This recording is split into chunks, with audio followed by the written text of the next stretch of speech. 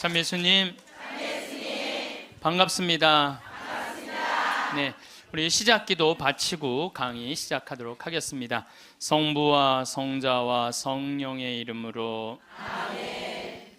인생이란 채우는 일과 비우는 일이다. 지식과 정보로 머리를 채우고 사랑으로 가슴을 채운다. 꿈을 채우고 지갑을 채우고 집을 채운다. 그러나 인생이란 비우는 것이 더 중요하다. 다른 사람들의 생각을 받아들이려면 머리를 비워야 한다. 욕심이 지나치지 않으려면 마음을 비워야 하고, 다른 사람에게 베풀려면 지갑을 비워야 한다. 잘 비우는 사람만이 잘 채울 수 있고 기쁨과 보람으로 가득 찬 인생을 살아갈 수 있다. 영광이 성부와 성자와 성령께. 성부와 성자와 성령의 이름으로. 아멘. 예, 제가 작년에 아프리카 잠비아 무프리나라는 지역을 다녀왔습니다. 이곳은 인구가 15,000명인데 에이즈 환자가 1,600명이에요. 여러분들 요새 에볼라 그러는데, 에볼라는 뭐 많이 걸려야 지금 한 10만 명 걸리는데 전 세계 에이즈 환자가 몇 명이냐면 3,500만 명이에요. 물론 이제 에이즈는 어느 정도 정복했다고 보는데, 어쨌든 아프리카는 아직도 에이즈 환자가 굉장히 많아요.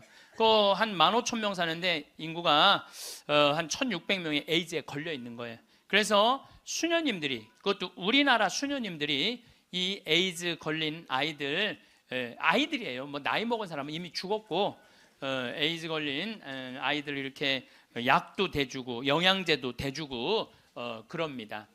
그래서 제가 작년에 가서 우리 의사 선생님들, 또 이 사람들이 이가 아파도 일을 못 빼요.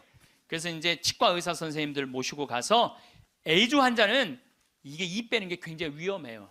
막 이렇게 이 날카로운 뭐 치과 도구가 이렇게 찔리면 안 되는데, 작년에도 그런 위험이 있었는데, 올해 간 선생님이, 저 수원에서 치과하는 우리 열심한 교우 선생님이 해다 찔렸어요. 그 에이즈 이 피가 그렇게 찔린 거죠. 그래서 어쨌든 이제 뭐 의사 선생님들 모시고 와갖고 이도 빼주고 에이즈 아이들 영양제도 좀 대주고, 그러니까 엄마가 또 빨리 죽으니까 애들, 그 고아 아이들이 많은 거야. 근데 얘네들도 에이즈에 걸려갖고 나오는 거예요. 근데 얘네들이 5kg가 넘어야지 약을 먹는데 5kg가 안 돼. 3kg밖에 안 되는 거예요. 그래서 분유를 먹이면요, 일주일 만에 얘네들이 5kg가 돼요. 그리고 금방 쑥쑥 몸무게가 늘어요. 그래서 거기 보육시설에 가서 분유도 좀 이제 대주고, 그리고 돈이 없으니까 학교를 못 다니는, 초등학교를 못 다니는 아이들이 한 700명 정도 되는 거예요. 수녀님들이 그 아이들을 모아다가 공부를 가르치는데, 돈이 없으니까 책 12권을 가지고 한 명이 공부를 하는 거야.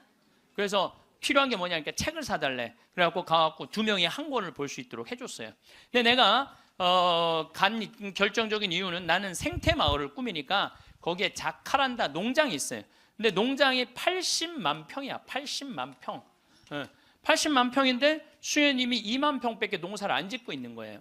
그래서 내가 수녀님한테 물어봤어요. 수녀님, 이거 농사 다 지면은 보육시설, 병원, 그 다음에 학교 다 운영할 수 있을 텐데 왜 2만 평밖에 못 꾸미고 있느냐? 그랬더니, 신부님, 우리는 맨손으로 농사 짓는다는 거예요. 포크레인도 없고 트랙터도 없고 경운기도 없어서. 여러분들, 맨손으로 농사 지면요, 한 사람이 1,000평 이상 못 져요. 얼마나 농사가 힘든데요. 내가 생태학교 운영했을 때 학생들 입학을 많이 해요. 막 20명, 30명. 내가 물어봐요. 생태학교에 왜 입학했습니까? 제가 이제 은퇴를 해서 예전에 땅을 한 4,000평 사둔 게 있는데, 그거 이제 농사 지으려고 농사 배우러 들어왔습니다. 그럼 한번 해봅시다. 그래갖고 이제 3월 한 달 동안 모종 내고 거름 뿌리고 막 해요. 한 달 지나고 나서 내가 다시 상담을 해요. 어떻게 농사 이제 한 4,000평 질만 하십니까? 그러니까 해보니까 이게 쉽지 않으네요.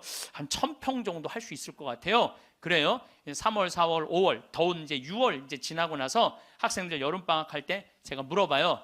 이제 한 몇 평이나 농사 질 수 있을 것 같으냐고. 그러니까 이분들이 하는 얘기가 한 10평 질 수 있을 것 같아요. 10평. 맨손으로 농사 짓는 게 진짜 힘들어요. 근데 수녀님이 거기서 맨손으로 농사를 짓고 있는 거야. 그러니 포크레인도 없고 트랙터도 없고 경운기도 없다는 거야. 수녀님, 얼마면 되겠냐가 2억이면 되겠대. 걱정하지 말아라. 내가 한국에 가서 2억 만들어서 보내주겠다. 내가 또 뻥이 또 엄청나게 세요. 내가 신학교 다닐 때 내 뻥이, 저 별명이 뭐냐면 황뻥이었어. 황뻥. 일단 뻥을 쳐놓고 한국에 돌아와갖고 내가 강의 때 몇 번 얘기했어요. 평화방송에도 나가고, 내가 여러분들 아프리카에 정말로 멋있는 일을 하고 싶은데 1,000만 원씩 20명만 도와주면 좋겠다. 여러분들 재산 5억 중에 10분의 1, 5천만 원은 내 거 아니라고 생각해야 된다. 그거는 어려운 이웃 도와주라고 하느님이 축복 준 거다. 나는 5천만 원까지 필요 없다. 그저 1,000만 원씩 20명만 난 도와주면 좋겠다 라고 얘기를 했는데, 절에 다니는 분들, 교회 다니는 분들, 성당, 종파 초월이야. 뭐 성당 다니는 분들, 아무 데도 안 다니는 분들, 이런 분들이 돈을 보내주는데요, 3개월 만에 2억이 들어온 거예요. 난 너무너무 감사해요. 네. 그분들이 정말 큰 마음 먹고 평생 모은 거 내신 분들도 많더라고요. 또 한 분은 마장동에 있는 분은 그냥 500원짜리 1,000원짜리 다 모아 한 500만 원을 갖고 온 거예요. 그걸 그냥 드럼통에 싸갖고 와서. 하여튼 감동적인 일이 너무 많았어요. 그런데 이제 2억이 딱 이제 3개월 만에 들어왔는데 2억 들어온지 모르고 계속 전화해갖고 돈 보내준다는 거야. 그래서 내가 전화 받아갖고 이제 2억 들어왔으니까 그만 보내셔도 된다고 이렇게 말을 할 수가 있어야지. 돈을 보내준다는데 계속 받았어요. 계속 받았는데 내가 요새 강의 때문에 책상에 못 앉아있는데 어젠가 그제 여기 평화방송 강의 준비한다고 밤 12시에 들어가는데 1,000만 원을 또 전주에서 어떤 분이 또 보냈더라고. 그것까지 합쳐서 들어온 돈이 7억 1,000만 원이. 아니 2억이면 되는데 7억이 들어오니까요, 사람의 마음이 간사해지더라고요. 난 그래서 이걸 하면서 그 복지시설 사람들 이해가 되더라니까요. 그 돈 떼어먹는 사람들 이해가 되더라니까, 이래서 떼어먹는구나. 어쨌든 내가 이제 포크레인 트랙터 경운기 사주기로 했으니까 그거 사주러 나갔어요. 나는 공투 조그만 걸 사주려고 갔는데 수현이 말을 바꾸는 거예요. 공투는 안 된다는 거예요. A10을 사달라는 큰 거. 왜냐하면 여기 개미산이 한 2,000개 있어요. 농장 안에. 개미산이 있으니까 농사를 못 짓는 거예요. 개미산 때문에 가려서 2,000개나 되는데 얘네들이 짐은 100년 동안 짓는 거야. 산 하나를 100년 동안 지니까 얼마나 크겠어. 여기 이건 말도 안 돼. 이거 한 2층 정도 되는 큰 개미산을 져놓는 거예요. 그럼 거기다 농사를 지려면 이게 보통 하나에 100평 정도 차지하고 있거든요. 그 농사를 지려면 장정 둘이서 꽃갱이로 한 달을 뽀개야 그거 하나를 뽀개는 거야. 그 2,000개를 언제 뽀개? 그래서 포크레인을 사달라는 건데 공투를 사주면 바가지를 꼽으면은 그 개미산을 포크레인 못 이겨요. 그래갖고 포크레인이 넘어진다는 거예요. 사달라면 1m 20짜리 큰 거 사달라는 거예요. 공투는 한 7천만 원이면 되거든요. 근데 그냥 A10을 사러 나갔더니 2억 8,700이야. 돈 좀 떼어먹어 보려고 그랬더니 떼어먹을 돈이 없는 거야. 그래도 우리나라 포크레인을 사주려고 그랬더니 우리나라 건 안 된대. 서비스 포크레인은 하면서 호수라는 게 막 터져요. 이렇게 연결돼 있는 게 큰 기계를 하니까 그거를 고치는 거는 볼보밖에 없는 거야. 그래서 볼보로 살려고 그랬더니 엄청 비싼 거예요. 그래갖고 어떻게 약속을 했으니까 2억 8,700짜리 포크레인 샀어요. 그 트랙터 6천만 원짜리 사고 경운기 2대 1,200만 원짜리 사서 작년에 11월 달에 인천항에 가서 택배로 붙였어. 또 이 포크레인이 너무 크니까 포크레인을 잘라요. 난 또 포크레인 자르는 거 처음 알았어. 포크레인을 잘라갖고 컨테이너 2대 나눠서 보낸 거야. 기술자를 보내갖고 붙이는 기술자도 보내고. 근데 여러분들 포크레인하고 트랙터만 보면 걔네들이 알아서 일해요? 기술자도 따라가야 되네. 그러니까 작년 11월 달에 포크레인 트랙터 택배로 붙일 때 기술자 둘도 택배로 붙였어. 그냥. 그런데 이 기술자들 둘 한 달 월급 완전히 기계를 고칠 줄 아는 기술자를 찾아서 보내야 되니까 둘 한 달에 800만 원이에요. 그 1년 쓰면 1억 아니야. 돈이 팍팍 줄어드는 거야. 이제 그거 이제 끝나고 난 다음에 거기 걔네들이 그냥 기술자가 따라가면 알아서 해요. 기름 대야 되잖아요. 기름도 한 달에 1,000만 원씩 되는 거예요. 기름도 한 달에 1,000만 원씩. 예, 기름도 한 달에 1,000만 원씩. 돈이 막 완전히 줄어드는 거야. 근데 수녀님이 내가 처음에는 빈말인 줄 알았대요. 2억 보내주겠다고. 근데 포크레인 보내지, 기술자 보내지, 기름값 보내지. 그러니까 수녀님이 자신감이 생겼나 봐. 신부님 귀양 도와주실 거 우리가 닭을 팔고 싶은데 지금 잠비아는 여름이에요. 45도까지 올라가요. 그러니까 보통 1시간 거리에 닭을 못 파는 거야. 상하니까. 그러니까 신부님 냉동고를 보내주면은 닭을 팔 수 있을 것 같다는 거야. 얼마냐니까 2,200만 원이래. 뭐 2,000이면 돈도 아니지. 뭐 1억씩 막 나가는데 걱정하지 말아라. 내가 보내주겠다. 내가 보내줬어요. 냉동고를 보내줬더니 수녀님이 너무 신난다는 거예요. 왜 신나냐 그러니까 한 마리도 못 팔던 닭을 한 달에 1,200마리씩 판다는 거예요. 1,200마리씩. 그런데 수녀님이 또 전화를 해서 신부님 문제가 생겼다는 거야. 무슨 문제가 생겼냐니까 닭을 너무 많이 팔다 보니까 닭장이 모자라요. 닭장이. 닭장 줘달래. 닭장. 그래서 얼마면 되냐니까 1억이면 된대. 좋다. 이제 들어온 돈이 다 나가게 생긴 거 이제. 좋다. 닭장 줘주겠다. 그래서 작년에 이제 벽돌 찍는 기계, 닭털 뽑는 기계 다 보내줘서. 그래갖고 이번 여름에 대학생들 20명을 데리고 가서 닭장을 줘주고 왔어요. 내가 이번에 우리 대학생들 20명을 데려와서 너무너무 놀랐어요. 왜냐하면 엄마들이 얘네들 문제 있어서 얘네들 고생시킨다고 보냈는데 걔네들이 가서 일하는 걸 보는데요. 너무 잘하는 거예요. 너무 즐겁게. 그러니까 걔네들은 다 내가 보니까 몸으로 살 놈들을 머리로 살라고 그러니까 걔네들이 힘든 몸으로 사냐 얼마나 너무너무. 그래서 얘네들이 닭장 다 지어주고 닦아놓은 땅이 10만 평이야. 10만 평. 야, 나는 이번에 정말 감동받았어요. 그리고 이제 아줌마 3명이 따라갔어요. 한 70명이 지원을 했어요. 20명 데려가야 되는데 뭐 70대, 60대, 50대, 40대, 20대만 싹 뽑고 나머지는 다 이제 제하고 60대 아줌마 셋만 모시고 갔어요. 지원한 분들. 왜 모시고 갔겠어요? 밥 해주는 거. 밥 해주는 거. 근데 그 3분도 음식을 너무너무 맛있게 잘하더라고요. 하여튼 이번에 근데 이제 그것만 한다고 되는 게 아니잖아요. 그 닭장은 기술이 필요하거든요. 그래서 이제 우리 생태마을에 그 집을 져주는 신자도 아니야. 그냥 산적같이 수염 이렇게 막 이런 사람한테 그 김 사장한테 당신 내가 한 달 월급 줄 테니 아프리카에서 닭장 져주고 오는데 기술자가 필요하니까 가서 닭장지로 가자. 그랬더니 이분이 하는 말이 신부님 무슨 말을 그렇게 하느냐고. 나도 저 친구들도 저렇게 한 달 봉사로 가는데 나도 가서 돈 안 받고 자원으로 하겠다는 거야. 그러니까 예수님이 주님 주님 한다고 다 천국에 가는 게 아니다. 내 말을 실천하는 사람이라야 천국에 간다는 말. 나 그 김 사장을 보면서 그런 생각이 들더라고요. 가서 그러니까 이번 여름에 저도 이제 가서 싹 져주고 왔어요. 그랬더니 수녀님이 신부님 도대체 우리한테 왜 이러는 거냐는 거예요. 나 그 수녀님들 본 적이 없거든요. 근데 작년에 내가 가서 그 수녀님들을 보고 감동을 받은 거예요. 왜? 수녀님 10분이 잠비아에 가서 16년 동안 한국 수녀님들이 그들을 위해서 사는 거야. 그냥 뭐 샤워를 한번 하려고 그러면 물도 안 나와요. 그리고 여러분들 잠비아가 더운 게 아니에요. 6, 7월 달은요 추워요. 파카 입고 다녀야 돼요. 털옷 입고 다녀야 돼. 근데 샤워를 한번 해보려고 그러면 물이 그냥 나오다가 그냥 비눗물에 같이 떨어져. 멈추고.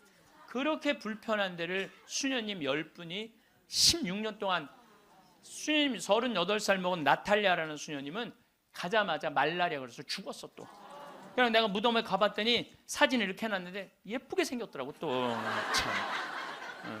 그러니까 옆에 동료 수녀님이 죽어가는데도 불구하고 이 수녀님들이 그들을 위해서 16년 동안 살았으니 이건 수녀님으로 안 보이는 거야. 작은 예수님으로 보이는 거야.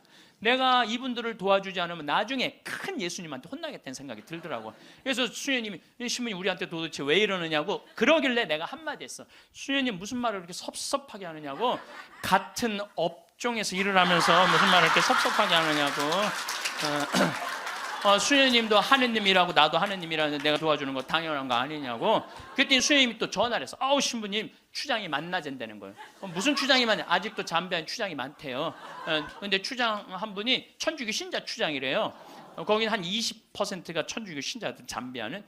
근데 그 추장이 땅이 6억 평이 있대. 6억 평이 있대. 6억 평이. 그래서 수녀님 좋은 일 한다고 500헥타를 준다는 거예요. 그러니까 우리나라 150만 평, 450만 제곱미터 엄청난 큰 걸 준다는 거예요. 신부님이 어떻게 할까요? 전화를 했어요. 수녀님 그거 일단 받아두라고 그거. 그랬더니 창설자 수녀님이 독일 수녀님인데 이 수녀님 날 직접 찾아오셨어요. 신부님, 다른 병원 운영하는 수녀님, 보육시설 운영하는 수녀님, 그 다음에 학교 운영하는 수녀님들은 일이 잘 진행이 되는 거예요. 근데 이 수녀님은 울고 다녔다는 거예요. 16년 동안. 땅이 한 면이 3.2km니까 어마어마하게 땅이 크더라고요. 80만 평이. 근데 이 넓은 거를 수녀님 무슨 재주로 해? 돈은 없지, 일은 하고 싶지, 16년 동안 울고 다녔다는 거예요. 근데 요즘 이 수녀님이 웃고 다닌다는, 웃고 다닌다는. 그리고 친구 수녀들한테 이렇게 말한대요. 이것들아, 눈물로 씨 뿌리던 사람들이 기쁨으로 곡식을 거두리다, 이러고 다닌다는 거예요. 그러니 신부님, 이건 자기네들은 하기가 쉽지 않다는 거예요. 신부님은 나는 또 그쪽으로 공부도 했고, 그러니 신부님 귀향 시작을 했으니 완성을 좀 해달라고. 그러니까 난 또 80만 평 완성하려면은 70살까지 일이 기다리고 있는 거야. 난 아무리 살아도 아무 상관없어. 심심할 일이 없어. 심심할 일이. 이번 여름에는 이제 치과 의사 선생님들, 안과 의사 선생님을 모시고 왔는데, 이제 좀 젊은 분들이 가는데 안과 의사 선생님 대학병원에 과장님을 모시고 간 거야. 수술 도구까지 다 갖고, 내가 다 우리 후원하는 분들이 보내니까 치과 수술 도구, 안과 수술 도구 다 갖고 갔거든요. 근데 치과는 이제 작년에 갔으니까 환자들이 많은데, 안과는 사람들이 줄은 잔뜩 섰는데 무서운 거야. 이게 수술하면 누나를 빼는 건 줄 알고 누나를 빼는 건지. 백내장 환자가 많은데 그래갖고 그냥 들어왔다 나갔다 하는 거야. 그냥 수녀님들이 강제로 막 끌고 가, 해라고. 그래갖고 이제 이 백내장 수술을 해줬는데, 보통 그 사람들은 병원에 와도 고맙다고 안 그런대요. 근데 이 백내장 수술한 사람 매일 병원에 와서 고맙다고 그래. 눈알 빼는 줄 알았더니 눈알이 너무 잘 보이는 거야. 너무너무 잘 보이는 거야. 그래서 다른 과는 거기도 병원이 있는데, 안과, 치과 이거는 특수 직분이기 때문에 없대요. 근데 그분들이 그것 때문에 가장 고통을 겪는 거거든. 그래서 난 또 이제 의사 선생님들을 매년 모시고 가는 미안해갖고 내년에는 가지 말지 뭐 그랬더니, 신부님 빼놓고 우리끼리 올게요 그러더라고요. 왜 그런가 했더니, 그 의사 선생님들이 스트레스가 많아요. 그 아주 환자들 불평 그거 다 받아내는 거 너무 스트레스가 많은 거야. 그런데 그 선생님들 마지막 날 저녁에 이제 항상 회의를 하거든요. 신부님, 내가 의대 다니면서 내가 막 라면 먹고 그래. 그러니까 바쁘니까 보람을 한 번도 못 느꼈대. 내가 이렇게 힘들게 공부한 보람을 여기 와서 느낀다는 거야. 그러니까 나는 내년에 안 가려고 그랬는데 자기네들끼리 간다는 거예요. 참, 그래서 내년에 나 어쩔 수 없이 또 가게 생겼어요. 내년 여름에. 근데 이제 10만 평을 깎아놨는데, 거기도 지금 지구 온난화 때문에 굉장히 11월 시작하면서부터 우기가 시작됐는데 빈님이 안 오신 거예요. 그래갖고 보름 동안 안 오는데 지지난주부터 빈님이 오기 시작을 했다는 거야. 수녀님이 내가 이제 이양기라고 땅이 넓으니까 다 보내줬어요. 그 편지가 어제 왔어. 보니까 신부님 뿌렸는데 지금 비가 오시는데 옥수수가 대가 올라오기 시작한다는. 10만 평에. 그게 내 것도 아니고 그 프란치스코 전교 수녀회 건데도 나는 내 게 아니잖아요. 그게 그 수녀님들 도와주러 간 거니까. 그런데도 그거 생각하면 너무 행복해요. 야, 난 정말 행복한 사람이구나. 너무너무 좋죠. 그러니까 이제 이제 70살까지 나는 일이 기다리고 있는 사람이에요. 그러면 70살이 되면 이제 뭐를 해야 돼? 은퇴를 해야 돼요, 우리 신부들. 여러분들 70살이면 멀쩡한 나이예요. 여러분들 요즘 나이 계산하는 법 새로 나온 거 아시죠? 내 나이에 0.7년을 곱하면 그게 본 나이예요. 그러니까 지금 70살은 77이 49, 49살이에요. 49살. 49살이라니까 70살들은 70살이에요? 잠깐 일어나 보세요. 미안하지만 일어나 보세요. 아니 괜찮아. 누가 70살이라고 그래? 49살이지. 49살이에요. 49살. 그러니까 우리가 이제 70살에 은퇴, 신부들이 70살에 은퇴를 하면은 너무 아깝잖아요. 그래서 한 달에 한 번 우리가 동창 모임을 하는데, 우리 동창 신부들하고 그러는 거야. 야, 우리 은퇴해갖고 그렇게 40년 사제로 살았지만은 너무 젊은 때 은퇴한다. 우리 뭐 할까? 은퇴하면은. 그래서 내가 항상 하는 얘기가, 야, 우리 은퇴하면은 이 사주 카페는 있는데 왜 신부 카페가 없냐?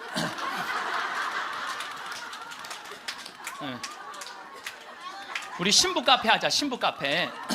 아니 요즘 사람들 마음 답답하면 사주 카페 가고 전보 커피 마시면서 전보잖아요. 그러니까 우리도 신부로 여러분들 신부로 귀신의 애비로 40년을 살면요 웬만한 무당보다 나아요. 귀신의 애비로 40년 정도 살면 웬만한 무당보다 낫다니까요. 네, 지금 70살 원로 신부님들 딱 여러분들 보면요 여러분 인생이 딱 보여요. 얼굴이 뭐냐면 얼이 들어왔다 나갔다는 굴이야. 얼이 들어왔다는. 그래서 우리 얼굴 안에 7,000개 인생이 있다는 거예요. 여러분들 얼굴 안에 딱 보면 남편이 바람 피고 있구나 이게 금방 나온다니까. 웬만한 점쟁이 무당보다 낫다니까요. 저도 본당 신부하면서 무당들 세례를 많이 줬어요. 무당들이 천신 자기가 모시는 신기가 떨어지면요 천신을 찾아온다니까요. 그래서 내가 뭐 북도 태우고 막 이거 신물도 많이 태워주고 세례도 주고, 또 어떤 무당은 유방암이 걸렸는데 67, 8쯤 됐는데 평생 이제 점을 봐준 거죠. 근데 이제 나한테 온 거예요. 이제 삶을 정리하고 하느님한테 귀의하고 싶다고. 살아온 얘기 다 들어주고, 그리고 이제 마지막에 이제 죽을 때 또 신부님 성가 소리 듣고 죽고 싶다고. 근데 쫓아가갖고 또 보니까 막 기다리고 있더라고요. 그래서 성모님 성가 듣고 싶다. 그래서 내가 막 성가 불러주는데 그렇게 해서 돌아가셨어. 그러니까 내 품에 죽은 무당도 있다니까. 내 품에 죽은. 내가 웬만한 무당보다 낫지. 웬만한 무당보다 나은 거예요. 그러면 우리가 카페 차려놓고 여러분들 본당 신부님들 면담하려고 그러면 얼마나 힘들어. 본당 신부님 바쁘고 우리 은퇴하면 시간도 많은데. 그래서 우리 잘생긴 시모니 신부가 있어요. 오늘 오후에 만날 건데 시모니 신부 그 커피 바리스타 자격증도 있고 잘생기고 자격증이니까 시모니 신부는 커피 바리스타 하고, 그리고 나보다 7살 많은 베네딕토 신부라는데 얼굴이 못생겼어요. 네. 형은 그 정신없이 왔다 갔다 하지 말고 주방에서 나오지 말고 거기서 나오지 말고 음식하고 음식. 네. 그다음에 뭐 담배만 피우고 아무것도 안 하는 우리 마티아 신부 너는 청소하고. 난 이제 이게 되니까 앉아서는. 내가 장소도 다 봐뒀어요. 장소는 어디로 했냐면은 남한산성 성지가 있는데 남한산성 성지가 새로 성당을 줘서 갔어요. 옛날 구성당이 아주 그 창호주로 잘 져놨어. 그래갖고 그 성당 터 달라고 그랬어. 여러분들 남한산성 그 근처에 또 점 보는 데도 많아요 보면. 그래갖고 이제 거기에 이제 신부 카페. 우리는 은퇴해서도 할 일이 있는 거야. 그러니까 나는 이제 뭐 대학 하라고 이제 기부금도 40억 받았으니까 나는 200살까지 살아도 일이 있어요. 200살까지. 근데 여러분들은 무슨 계획이 있느냐? 나 이걸 묻고 싶은 거예요. 무슨 계획이 있느냐? 지금 60살 되신 분들은 100살까지 살아요. 100살. 50살 되신 분들은 110살까지 살아. 110살. 40대신 분들은 120살까지 살아. 120살. 제가 20년 전에 강의하러 다니면서 여러분들은 이제 100세 시대가 옵니다. 신부님 뻥하지 말라고 무슨 100살까지 사느냐고. 근데 요즘 여러분들 100세 안보장, 100세 연금보장 나왔어요 안 나왔어요? 100세 시대 온 거예요. 근데 올해 한 보험회사에서 무슨 상품이 나왔냐면 110세 건강 안심보험이 나왔다니까요. 그러면 이분들이 보험회사 분들이 야 100세 상품 나왔으니까 다음에 110세 할까? 이거 아니죠. 그때는 암 정복된다고 보는 거예요. 그리고 그때는 치매도 어느 정도 잡는다고 보는 거예요. 혈압, 당뇨 다 잡는다고 보는 거예요. 그러니까 그래 60년 후야. 60년 후인데 여러분들 1년에 0.5년이 늘어나. 1년에 0.5년 평균. 그러니까 지금 86세가 가장 많이 죽는 나이래요. 86세가. 근데 2020년에는 몇 세에 가장 많이 죽느냐면 90세에 가장 많이 죽는데 2020년. 그럼 2020년이면 몇 년 후에? 6년 후야. 6년 후. 그럼 여기 60살 되신 분들 66살 되면은 90세가 가장 많이 죽는다 그러면 그분들 몇 살까지 살 것 같아요? 100살은 그냥 가는 거 60세들은. 50세들은 110살 가는다니까. 아직 산 것도 아니라니까 여러분들. 40살들은 20년 더 살고 60년을 더 살아요. 60년. 그런데 며칠 전에 러시아에서 먹으면 120살까지 사는 알약을 개발했대요. 미토콘트리아라고 우리가 이렇게 장도 늙어가고 늙어가면서 노화가 진행인데 그걸 먹으면 그 노화 진행 속도를 그렇게 늦출 수가 있다는 거야. 10년 후부터 시판한다는 거야. 120살까지 사는 일이 벌어지는 거야. 120살. 그러면 이거 어떻게 되는 거야, 이거? 이거 보통 심각한 문제가 아니라니까, 여러분들. 지금 웃을 일이 아니에요, 지금. 웃을 일이 아니에요. 예, 심각한 거예요. 3년 전에 우리나라가 100살 이상이 1,700명 선에서 왔다 갔다 했어. 3년 전에. 여자가 1,600명, 남자가 100명. 3년 전에 100살 이상이. 예. 그런데 올해 내가 인구 통계청에 들어가서 자료를 뽑아보니까 올해는 100살 이상이 몇 명이냐면 14,000명이에요. 14,000명. 3년 만에 100살 이상이 10배가 늘어난 거예요. 10배가. 10배가 늘어났어요. 90에서 100살까지는 몇 명이냐면 13만 4천 명. 80에서 90살까지는 몇 명이냐면 97만 명. 그 다음에 60에서 70살까지는 270만 명. 그래서 65세 이상이 몇 명이냐면 정확하게 49만 명인데 650만 명이에요. 650만. 65세 이상이 650만 명. 초등학교 애들이 270만 명. 270만 명. 그러니까 초등학교 애 하나에 할머니 셋이에요. 지금 그런 세상이 됐다니까요. 우리는 어렸을 때 길에 나가보면요, 애들이 바글바글했어요. 구슬치기, 딱지치기, 담방구, 자치기. 낮에만 그렇게 돌아다녀서 밤에 깡통 돌리게 해보면 온 놈들이 다 깡통 돌리고 다녔어요. 근데 요즘 길에 나가면 애들 하나도 없어요. 어딜 돌아다니는지. 누구만 할머니, 할아버지들만. 할머니가 길에 꽉 찼어. 또 할머니들이 어서 유모차 주사 유모차를 밀고 온 세상을 다 다녀. 유모차를 밀고 온 세상을 다 다녀. 유모차를 밀고 무슨 뭐 놀이터, 슈퍼마켓. 그래서 여러분들 무슨 현상이 있느냐면요, 그 노인정 앞에 가보세요. 유모차가 10대씩 끝나고 나면 밀고 다 집에 가고. 이거 어떻게 할 거예요?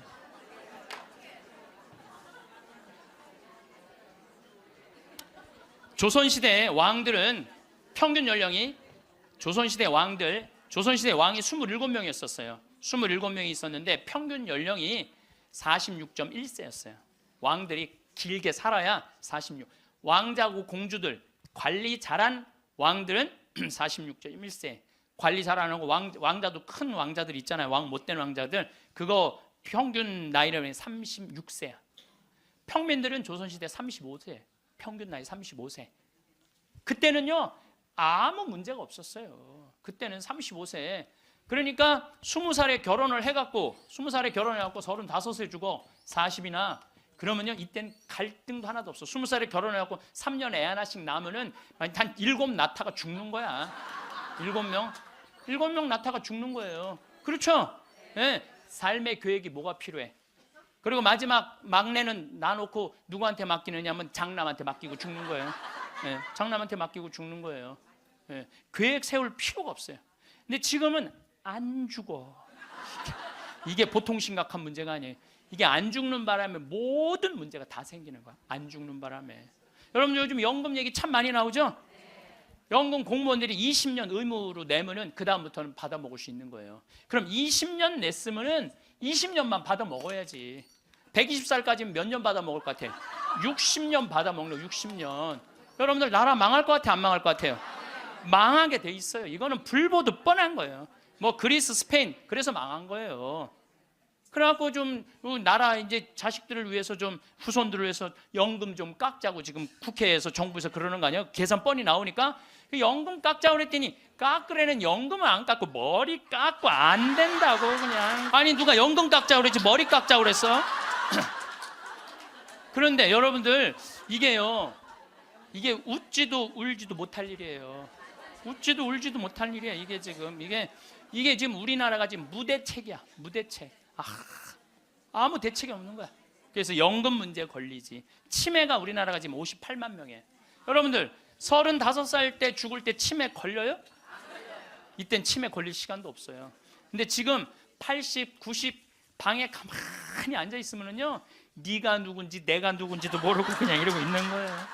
네가 누군지 내가 누군지도 모르고. 그러면 치매가 이렇게 있으면은 이 한 집에 5, 6 매달려 있다고 보면은 300만 명이 치매 때문에 고통을 겪고 있는 거예요. 모든 문제는 안 죽어서 생기는 문제예요. 그리고 난 정치인들도 보면 참 머리 나빠. 여러분들 65세가 650만 명, 50세까지 되면 거의 1000만 명인데 이제는요 진보가 보수를 이길 수가 없어요. 진보가 보수를 이길 수, 늙으면 보수로 될 수밖에 없거든. 그러니까 노인들은 또 투표를 또 얼마나 열심히 해요. 똑같이 찍잖아. 이게 무슨 얘기냐면은 사회가 변할 가능성이 없다는 거예요. 젊은 사람이 많이 나와야지 사회가 변하고 발전하는데 나이를 먹어가는 사람이 그 사회의 주축을 이루고 있잖아요. 그렇다고 죽으라고 그럴 수도 없고 살라고 그럴 수도 없고. 그러니까 결국은 누가 변해야 되냐면은 여러분들이 변해야 되는 거예요. 내가 삶을 어떻게 살아갈 것이냐, 이거 보통 생각해야 되는 거 아니에요. 그냥 진짜 웃을 일이 아니라니까요. 지금 여러분들 웃을 일이 아니에요. 그런데 우리나라가 65세 이상 노인들이 OECD 국가 중에 가장 가난해. 가장 가난해. 근데 여러분들 왜 가난한 줄 알아요? 국가가 잘못해서 가난했을 것 같아요? 천만의 말씀. 우리나라가 프랑스보다 교육비를 몇 배를 더 쓰냐면 9배를 더 써요. 프랑스보다 9배 더 써요. 미국보다 교육비를 몇 배 쓰냐면 3배를 더 써. 3배를. 근데 여러분들 생각을 해봐요. 우리가 프랑스보다 지금 뭐 비슷비슷하게 살지만 조금 떨어져. 미국은 우리 한 2배 정도 잘 살아. 근데 그 2배 정도 잘 사는 나라보다 3배를 교육비를 더 쓰는 거야. 그래서 남자아이 대학 결혼까지 들어가는데 여러분들이 3억 6천이에요. 처음부터 태어나갖고 걔한테 쏟아 넣는 돈이 3억 6천이야. 여자는 3억 4천이 들어가요. 그럼 남자 여자 아들 딸 둘 나가고 결혼까지 시켰으면 여러분들 얼마 쓰면 7억을 쓴 거야. 7억을. 셋 낳았으면 10억을 쓴 거야. 10억. 그러니까 애를 낳아요. 그래서 애도 안 낳는 거예요. 이놈의 교육 때문에 애도 안 낳는 거예요. 그러니까 애가 안 나오면 나라는 어떻게 되겠어요? 이게 머리가 복잡해요. 내가 보기엔 정치인들 머리가 지끈지끈할 거야 아마. 그 생각을 해보면은. 그러니까 65세 넘어가고 OECD 국가 35개 나라 중에 우리나라가 노인이 가장 가난해. 쓸 돈이 없는 거야. 자식들한테 다 쓰고. 그리고 요즘 애들은요 1등 아니면 패배자야 다. 그러니까 대기업에 취직 안 하면 아무데도 취직 안 하는 거야. 그리고 대기업 안 갈 바야 200만 원 받고 일 안 한다 이거야. 그러니까 집에서 논다는 거야. 그럼 노는 놈 누가 책임져야 돼? 부모가 아니 어제도 저녁 먹으면서 들은 얘기인데 엄마 아빠가 다 교직이래. 그래서 연금이 700만 원 정도 나온대요. 그렇게 친구 중에 제일 연금이 많이 나온대. 상전 밥 한 번, 술 한 번을 안 낸다는 거야. 친구들이 막 욕을 한다는 거야. 너는 이 새끼야 밥 한 번을 안 사냐. 그렇게 연금이 많은데 근데 한 친구한테 술 한 번 하자 그러면서 울면서 그러더래요. 애들이 둘 다 명문대학을 나왔는데 대기업 몇 번 보내 떨어지더니 집에서 놀고 있다는 거야. 걔네들 생활비로 600만 원을 대준다는 거예요. 자기가. 그 자기네들이 100만 원을 가지고 쓴다는 거. 100만 원을 가지고. 그러니까 친구들 뭐 사주고 싶어도 사줄 수가 없다는 거예요. 100만 원 갖고 생활해야 되니까. 이게 지금 대한민국이 지금 정신이 나가도 한참 나간 거예요. 보통 문제가 아니라니까요. 안 죽어서 문제, 애들 일 안 해서 문제, 애 안 낳아서 문제. 참 큰 문제야. 그러니까 여러분들은 내가 어떻게 살아갈 것인가 이 계획을 잘 세우셔야 돼요. 잘 세우셔야 돼. 예. 또 이 나이를 먹어갖고 어떤 문제가 있느냐면은 70세 드신 분들 이 경제적인 문제가 지금 가장 심각한 문제고 또 하나는 무기력증에 빠져요. 사는 게 재미가 하나도 없어. 돈이 있어야지 어디 돌아다니까. 돈이 있어야지. 돈도 없고 돌아다니지도 않지. 집에 하루 종일 있는 거야. 집에 하루 종일 있으니까 생전 웃을 일이 없네. 하루 종일 한 번도 안 웃어요.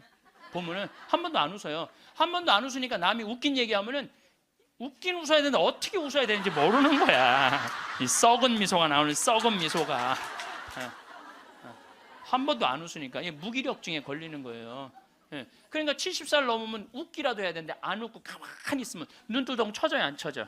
눈두덩 눈가 쳐지고 볼 쳐지고 입가 쳐지고 소파에 앉아고 가만히 텔레비 보고 있으면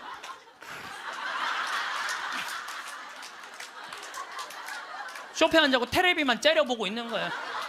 아니 텔레비가 뭘 잘못했다고. KBS 한번 째려보고 MBC 한번 째려보고 SBS 한번 째려보고 평화방송 한번 평화방송 볼 때 더 째려봐. 저 무슨 얘기하는 건가. 뭐 애들 다 떠나고 애들 떠나고 여러분들 애들 다 떠나고 남편하고 있으면 뭐 깨가 쏟아질 것 같아요? 깨 안 쏟아져요. 신혼 때나 깨가 쏟아지는 거지. 소파에 앉아 이렇게 있는데 남편이 지나가면은 투명 인간이 지나가나 보다.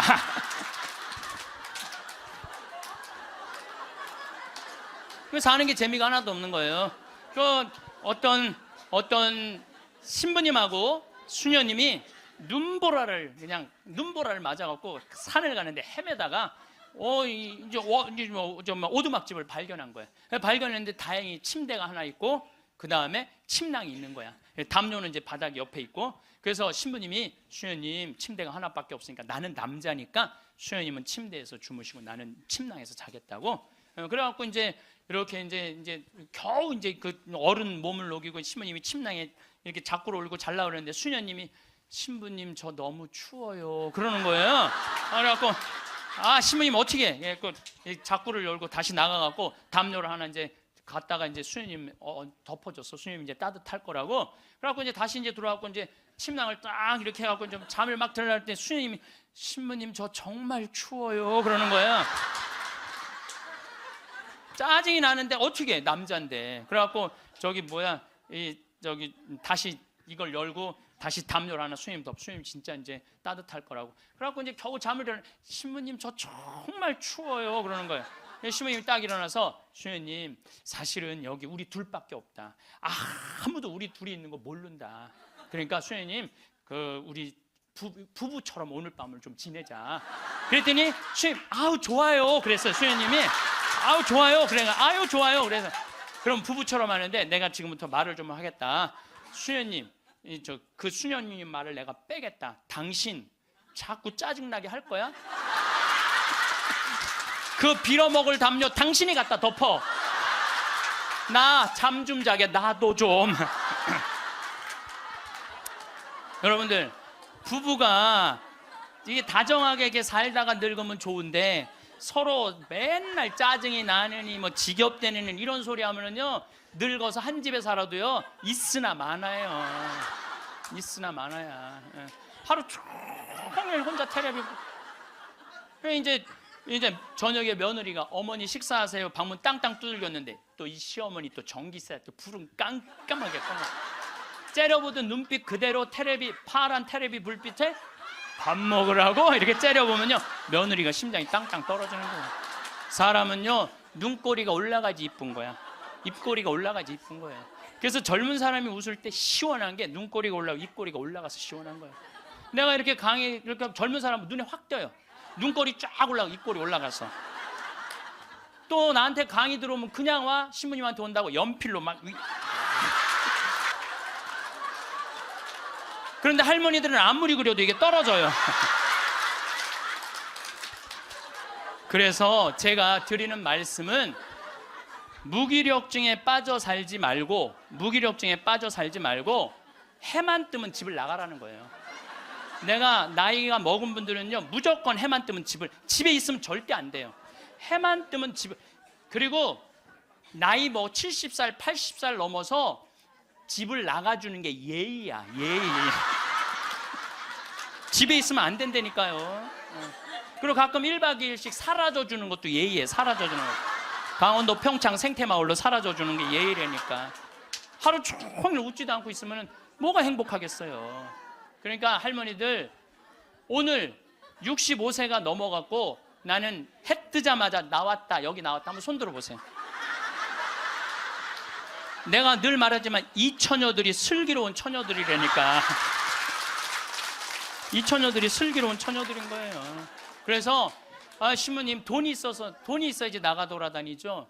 집 잡혀라. 집을 잡혀라. 그래서 집 잡혀서 경복궁도 가고 덕수궁도 가고 온양온천도 가고 춘천도 가고 맛있는 것도 사 먹고 친구들하고 어울려서 평창 생태마을도 오고 돌아다닐 수 있을 때까지 돌아다니는 거예요. 그래갖고 집 잡혀갖고 돌아다닐 수 있을 때까지 다니는 할머니들은 죽을 때 어떻게 죽는지 아세요? 아니에요. 그건 아니고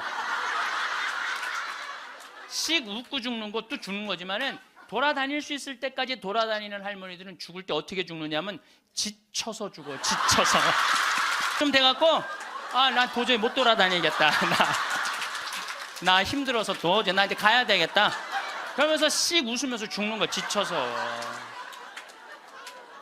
근데 어떤 사람들이 사람을 미치게 만드느냐 하면 돈 쓰는 건 무서워갖고 뒷방에 가만히 앉아 있는 거예요. 뒷방에 가만히 앉아 있으면은 여러분들 그 다음에 허벅지에 근육이 풀려요. 허벅지에 근육이 풀리면 그 다음에 하는 일은 누워서 똥 싸는 거예요. 똥 싸는 거예요. 그 다음에 그 집에 할머니가 똥을 싸기 시작하면 그 집은 기쁨은 다 사라지는 거예요. 냄새가 얼마나 기분 나쁘게 하겠어요. 본인도 괴롭지만 그걸 옆에서 지켜보는 사람. 그러니까 여러분들 자식을 위하는 거는요, 자식 걱정하는 게 아니에요. 자식을 위하는 건 내가 마지막까지 죽기 직전까지 내 발로 화장실 가주는 게 정말 자식을 위하는 거예요.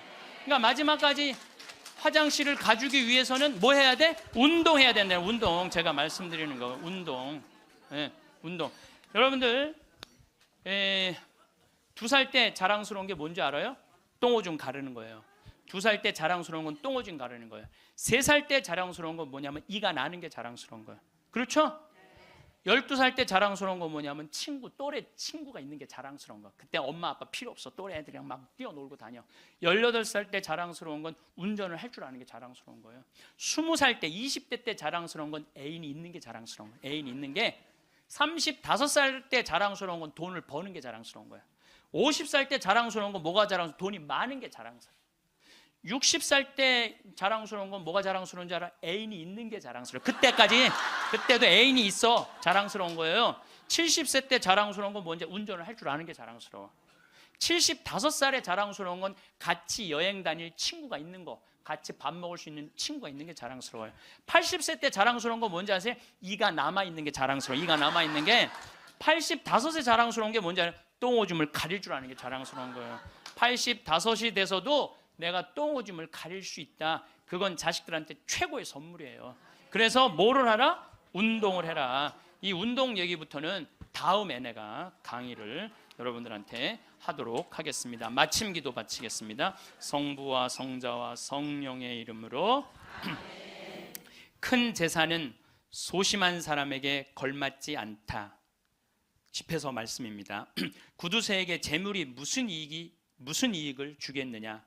제 몸을 돌보지 않고 쌓기만 하는 자는 다른 이들을 위하여 모으는 것이니 그의 재산으로 남들만 흥청거릴 뿐이다. 자신에게 악한 자가 누구에게 관대하겠느냐? 그는 자기 재산도 즐기지 못한다. 자신에게 인색한 자보다 더 악한 자는 없다. 그것이 바로 자신의 사악함에 대한 보상이다. 욕심이 많은 자의 눈은 제 몫으로 만족할 줄 모르고 몹쓸 부리는 영혼을 메마르게 한다. 구두쇠는 음식을 아까워하며 그의 밥상에는 음식이 모자란다. 영광이 성부와 성자와 성령께. 성부와 성자와 성령의 이름으로. 감사합니다.